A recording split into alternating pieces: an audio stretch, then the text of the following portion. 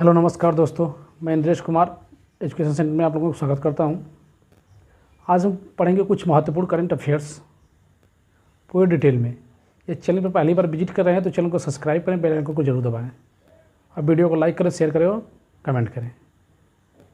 तो शुरू करते हैं। पहला क्वेश्चन है केंद्र सरकार भारतीय जीवन बीमा निगम LIC के चेयरमैन की सेवानिवृत्ति उम्र को बढ़ाकर कितने वर्ष कर दिया है। पहला क्वेश्चन है कि केंद्र सरकार ने LIC के चेयरमैन लाइफ इंश्योरेंस कॉरपोरेशन के चेयरमैन की सेवानिवृत्ति कितने वर्ष कर दिया है, कितने बढ़ाकर कितने वर्ष कर दिया है। तो कितने वर्ष? 62 वर्ष। कितने वर्ष? 62 वर्ष इसकी सेवानिवृत्ति कर दिया गया है। पहले कितना था? पहले 60 वर्ष था। कितना था? 60 वर्ष में क्या हो जाते थे? वे रिटायर हो जाते थे। लेकिन अब क्या होंगे? वो अपने पद से कब हटेंगे? 62 वर्ष की उम्र में। कब? 62 वर्ष की उम्र में। LIC मतलब लाइफ इंश्योरेंस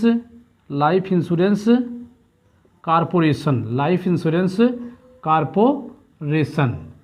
यदि कहा जाए इसके अध्यक्ष कौन है? इसके अध्यक्ष वर्तमान में अध्यक्ष MR कुमार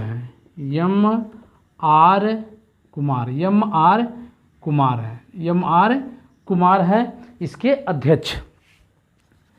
तो हमने देखा 62 वर्ष उम्र कर दिया गया है पद त्यागने की। यदि कहा जाए कि LIC है इसका मुख्यालय कहाँ है? तो क्या है इसका मुख्यालय? मुंबई में। इसका मुख्यालय कहाँ है? मुंबई में इसका मुख्यालय है। अब हम देखेंगे दूसरा क्वेश्चन। दूसरा क्वेश्चन क्या है? उत्तराखंड के नए मुख्यमंत्री के रूप में किसने शपथ ली है? उत्तराखंड के नए मुख्यमंत्री के रूप में किसने शपथ ली है? तो किसने ली है? पुष्कर सिंह धामी ने। किसने ली है? पुष्कर सिंह धामी ने नए मुख्यमंत्री के रूप में शपथ ली है। अब हम जानेंगे कि यह जो पुष्कर सिंह धामी है इन्होंने किसके स्थान पर मुख्यमंत्री पद की शपथ ली है। जैसा कि हम जानते हैं कि इससे पहले पूर्व मुख्यमंत्री कहेंगे या पूर्व CM कहेंगे उत्तराखंड के, कौन थे? तीरथ सिंह रावत। कौन थे? तीरथ सिंह रावत थे। यह भी क्या थे? बीजेपी के। यह भी क्या थे? बीजेपी पार्टी के कार्यकर्ता थे। बीजेपी पार्टी के ही कार्यकर्ता। इन्होंने अपने पद से त्यागपत्र दे दिया, अपना पद छोड़ दिया है। इसलिए पुष्कर सिंह धामी को नया मुख्यमंत्री चुना गया है। कहाँ का? उत्तराखंड का। यदि उत्तराखंड के बारे में जानेंगे तो उत्तराखंड जो है यह क्या है? पहले किसका भाग था? उत्तराखंड जो है पहले उत्तर प्रदेश का भाग था। यह था उत्तर प्रदेश का भाग था। और जब इसका उत्तर प्रदेश का बंटवारा हुआ तो उत्तराखंड अलग हो गया। यदि कहा जाए कि उत्तराखंड की राजधानी क्या है? उत्तराखंड की राजधानी क्या है? तो कहेंगे 2 राजधानियां हैं। इसकी 2 राजधानियां हैं उत्तराखंड की। पहला कौन है? पहला है आपका देहरादून। क्या है? देहरादून। यह क्या है? ग्रीष्मकालीन राजधानी है। यदि कहेंगे शीतकालीन राजधानी कौन है? तो कौन है? गैरसैंण। कौन है? गैरसैंण। तो हमने देखा कि उत्तराखंड की 2 राजधानियां हैं, देहरादून ग्रीष्मकालीन और शीतकालीन गैरसैंण है। हम कहेंगे कि जो ये क्वेश्चन पूछा जाता है कि हाल ही में एक दिन की मुख्यमंत्री किस राज्य में और किसको बनाया गया था? तो एक दिन के मुख्यमंत्री किसको बनाया गया था? सृष्टि गोस्वामी को। किसको बनाया गया था? सृष्टि गोस्वामी को एक दिन का मुख्यमंत्री बनाया गया था। कहाँ पर? उत्तराखंड में। कहाँ पर? उत्तराखंड में एक दिन का मुख्यमंत्री किसको बनाया गया था? सृष्टि गोस्वामी को। अगला क्वेश्चन देखेंगे कि किस महिला तैराक ने ओलंपिक के लिए क्वालिफाई करने वाली भारत की पहली तैराक बन गई हैं। किस महिला तैराक ने ओलंपिक के लिए क्वालिफाई करने वाली भारत की पहली तैराक महिला बन गई हैं? कौन है? माना पटेल। कौन है? माना पटेल। अगला क्वेश्चन देखेंगे, भारतीय पहलवान सुमित मलिक पर डोपिंग के लिए कितने साल का प्रतिबंध लगा है? कितने साल का? तो 2 साल का। यह क्या थे? इन्होंने टोक्यो ओलंपिक के लिए क्वालिफाई किया था। इन्होंने टोक्यो ओलंपिक के लिए क्वालिफाई किया था, लेकिन क्या हुए? ये डोपिंग टेस्ट में क्या हो गए? फेल हो गए। ये डोपिंग टेस्ट में क्या हो गए? फेल हो गए। और इन पर क्या है? 2 साल का प्रतिबंध लगा दिया गया। 2 साल का प्रतिबंध लगा दिया गया। किसके ऊपर? भारतीय पहलवान सुमित मलिक पर। सुमित मलिक पर। अब हम देखेंगे अगला क्वेश्चन। अगला क्वेश्चन देखेंगे कि किस राज्य सरकार, अगला क्वेश्चन कह रहा है कि किस राज्य सरकार ने ड्रोन और मानव रहित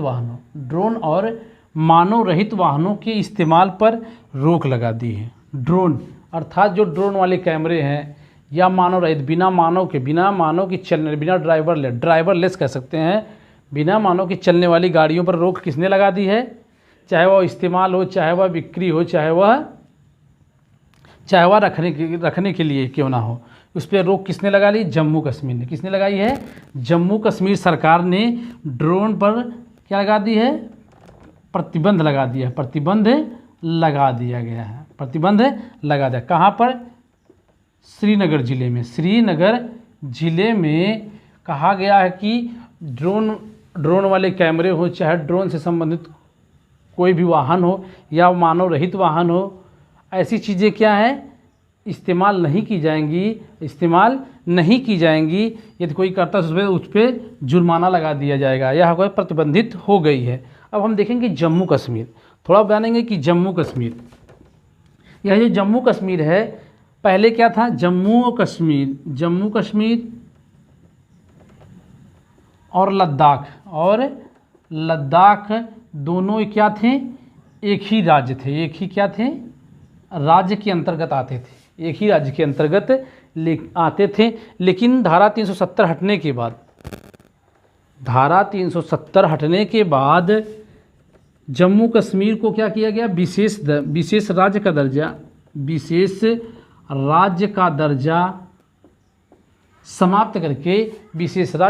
समाप्त करके इसे क्या किया गया? भारतीय राज्यों में शामिल कर लिया गया। भारतीय राज्यों में क्या कर लिया गया? शामिल कर लिया गया। और देखिए, यह जो जब भारतीय राज्यों में शामिल कर लिया गया तो जम्मू कश्मीर और लद्दाख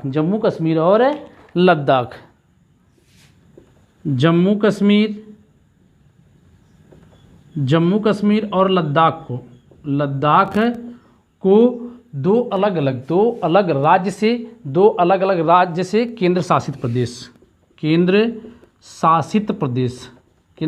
प्रदेश बना दिया गया। केंद्र शासित प्रदेश पहले राज्य था। जम्मू कश्मीर और लद्दाख दोनों क्या एक ही में थे? तो राज्य था। लेकिन क्या था? वह विशेष राज्य था, ना कि क्या था? वह भारत का एक सामान्य राज्य था।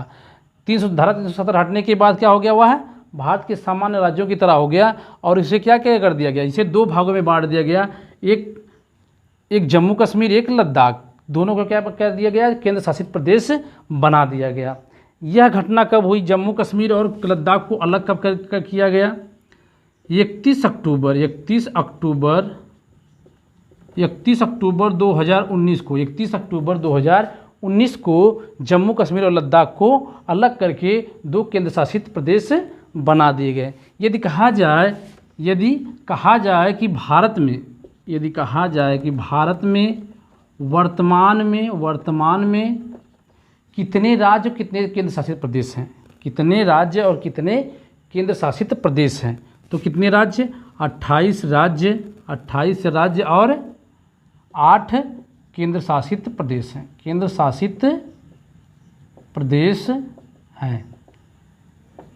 अगला क्वेश्चन देखेंगे कह रहा है कि किस राज्य में भारत का दूसरा सबसे बड़ा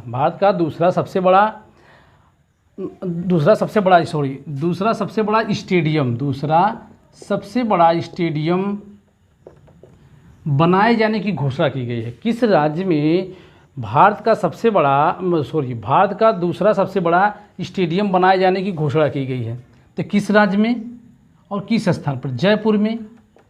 जयपुर राजस्थान में भारत का दूसरा सबसे बड़ा स्टेडियम। और यदि कहा जाए कि दुनिया के कौन से नंबर का स्टेडियम है, तो दुनिया का तीसरा सबसे बड़ा स्टेडियम है।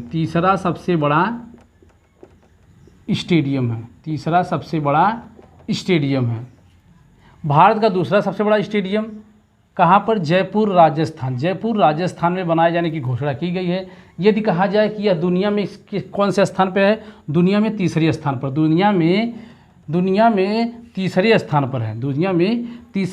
पर है। यदि कहा जाए कि सबसे बड़ा स्टेडियम कौन सा है, दुनिया का सबसे बड़ा स्टेडियम कौन सा है? नरेंद्र मोदी स्टेडियम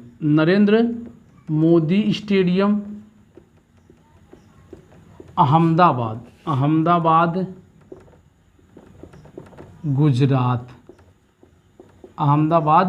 गुजरात में है। नरेंद्र मोदी स्टेडियम अहमदाबाद गुजरात में है। इसका पहले नाम था सरदार वल्लभ भाई पटेल स्टेडियम।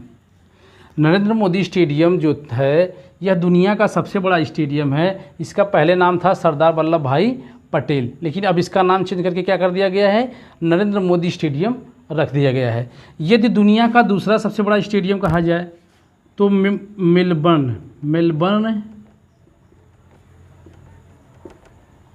क्रिकेट संघ, या कहेंगे कि मेलबर्न क्रिकेट संघ, या मेलबर्न में यह स्टेडियम पाया जाता है। यदि यह क्या है? दुनिया का दूसरा सबसे बड़ा स्टेडियम है। इसकी क्षमता देखी जाए तो यह क्या है? 90,000 दर्शकों की क्षमता है। 90,000 दर्शकों की क्षमता है। यदि कहा जाए कि नरेंद्र मोदी स्टेडियम जो है इसमें दर्शकों की क्षमता कितनी है? 1,10,000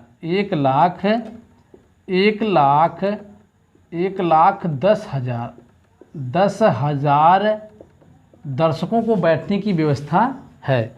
और दूसरा देखेंगे मेलबर्न क्रिकेट स्टेडियम 90,000 दर्शकों के बैठने की सुविधा है। यदि कहा जाए कि जो जयपुर का दुनिया का तीसरा सबसे बड़ा स्टेडियम है, तो कहेंगे कि जो जयपुर है, जयपुर स्टेडियम में यह दर्शकों की संख्या कितनी है? 75,000 दर्शकों के बैठने की व्यवस्था है। 75,000। और हम जानेंगे कि